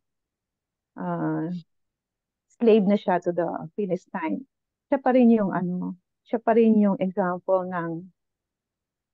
of someone who is sinful and has faith, and at the same time may faithfulness. Yung malaking difference ng faith, between faith and faithfulness. Kasi towards the end, he still prayed for strength na from God, diba? Sabi niya. So what I learned from the story of Samson is more on siguro kahit malungkot na namatay siya, yung gifts na binibigay sa atin ni God, hindi natin pwedeng i-abuse. We cannot abuse whatever gift God has given us. Kasi si God, He gifted Samson the strength, hindi yung long hair, kundi yung strength. But then He abused it. Ginamit niya yung strength na yon, yung might na yon, yung pagiging strong niya to show off dahil sa mahilig siya sa girls. And obviously, it's not to bring glory to God. So, Samson learned it the hard way, that the Lord can give and take, sabi nga ni Rubes, na God can give and take away gifts without notice. Pwede niyang kunin at sa atin yun. So, we're not supposed to abuse it. Although dahil nga may kahinaan ng tao, and because of that, nagkakaroon ng kasalanan ng tao, sin will always lead to consequences. We cannot escape from that. Si Samson, hindi kaagad nakita or yung consequences, hindi niya kaagad na-experience. But at his worst moments, when he felt like parang acting na impulsive siya, yung impulse, that reminds me of the truth na word of God. Kasi especially for men, siguro maraming Delilah sa paligid, and yun, unless mahulog ka doon sa test na yon, then tinitest ng Panginoon yung faith mo. And even at the lowest, like for example, yung nangyari nga kay Samson, even at his lowest, si God pa rin still used him. Siya pa rin ang ginamit ng Panginoon na through the strength na hiniling pa rin niya, and yung humiliation beyond measure, siya pa rin talaga yung because of the strength that he requested from God. And eventually, he died. Siya pa rin yung ginamit ng Panginoon para i-wipe out most of the Israel's enemies. And that is more than ever had during yung time na Magi dati na niyang Philistines. ginagawa. Oo. Siya pa rin pala yung ginamit. So, nakaka-amaze yung story because even at our lowest, pwede palang gamitin pa rin tayo ng Panginoon for a purpose. Yun po. Thank you, Thank you. Margie. Maricel. Ang tagal ka na namin din narinig. Natulog na ata si Maricel. Maricel? Baka ano na siya. Ha? Baka nagre-rest na. Nag? Kasi sabi niya, baka nakatulog. Kasi sabi niya, ito yung time na mahina siya the whole day. Nga pala, malapit na yung prayer and fasting natin, July 3 to 6. Merong face-to-face tayo na Wednesday, Thursday, Friday ba yun? 3, 4, 5, 6. Saturday yon. Pwede tayo pumunta sa church, sa CCF Katipunan. Tapos ano pa ba? Ano ba yung mga announcement natin, Mike? Yung D-Leaders Assembly, kung sino nag-sign up. Oo. Ano pa ba? Ano? Meron, Mike.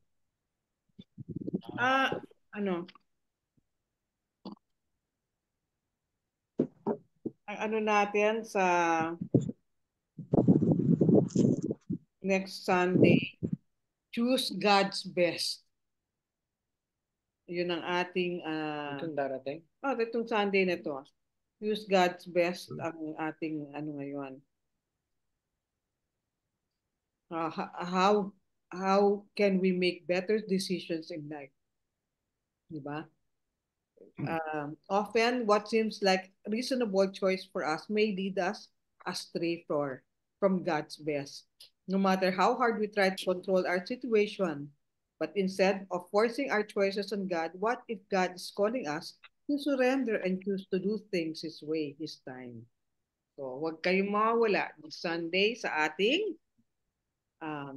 Sunday worship. Okay, guys. Meron pa kayong question kay Samson?